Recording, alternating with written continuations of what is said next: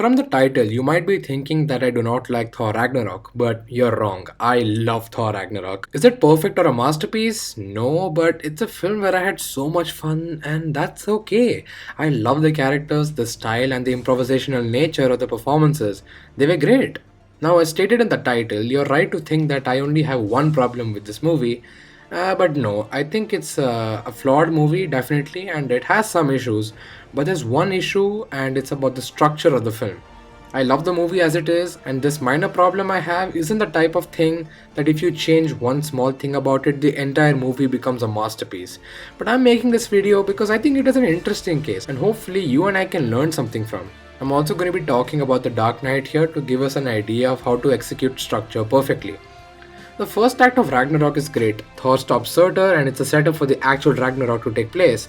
Thor exposes Loki, and after meeting up with Doctor Strange and after their father dying, they meet the antagonist of the film, Hela. Now the idea of Hela being their sister is actually really good because then she's a character with a personal connection instead of some random evil person. But then comes the problem. Sort of. Thor and Loki go back to Asgard through the Bifrost, but Hela catches up and throws them to Sakaar, and then she goes to Asgard herself. Now, in The Dark Knight, the screenplay is perfect. Our main character Bruce has a clear want and has a set of beliefs, and the Joker is also a great villain. Does he have a personal connection to Bruce? No, but he works too because he has a want, and his belief is opposite to that of Bruce. Hela is an interesting villain. I like her as a villain because firstly she's played by the brilliant Kate Blanchett, and she gives the character a terrifying and menacing presence, along with her charismatic personality. She's got a great costume and a cool power set, but on a writing level, well, she's not that great. What was her goal in Ragnarok? Seriously, I want to know this because upon the time of writing this video, I watched Thor Ragnarok only a few hours back and I legit forgot what her goal was. Wait, I'm gonna search this up.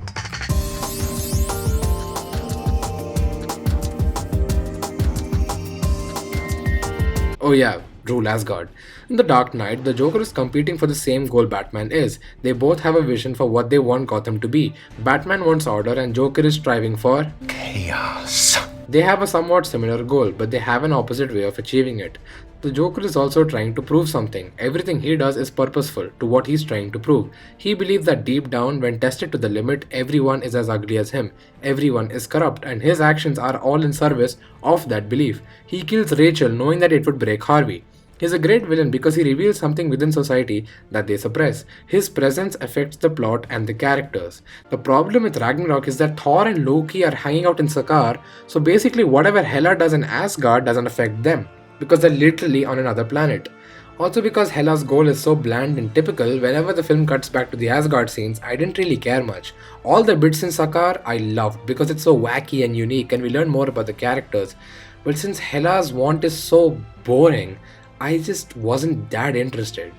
In The Dark Knight, Joker's actions are actually important. He even says, Batman must take off his mask and turn himself in. Oh, and every day he doesn't, people will die. Starting tonight. Joker is murdering people to pressurize Bruce to reveal his identity. We know what is at stake and the conflict is personal. Joker actually feels like a threat to these characters. Hela is a threat for sure, but she's a threat to the Asgardians who are trying to escape with the help of Heimdall. But we never really get the perspective of any of the Asgardians, so she still barely feels like a person who can be dangerous to the characters on a personal level.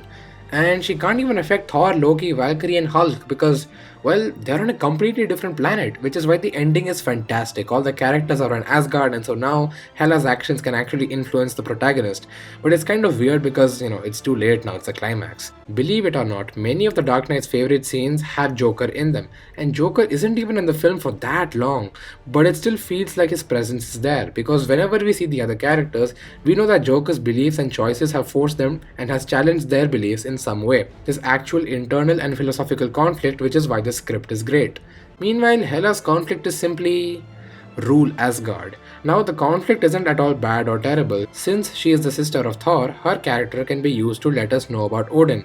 And so Odin is the connecting force between Thor and Hela, which I quite liked. So this is still something which I find interesting and I can't quite figure out. If Thor and Hela were not on some far off planet, then we wouldn't get the great scenes in Sakaar. But then her goal is also probably completely different.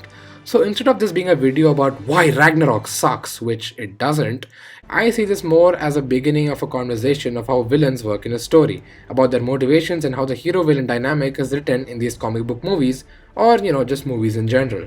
Mind you, I still love Ragnarok, but this is something I found interesting, and if you have a point against mine, please comment. I would love to have a conversation regarding this. And so, yeah, that's it. Thank you for watching, and have a great day.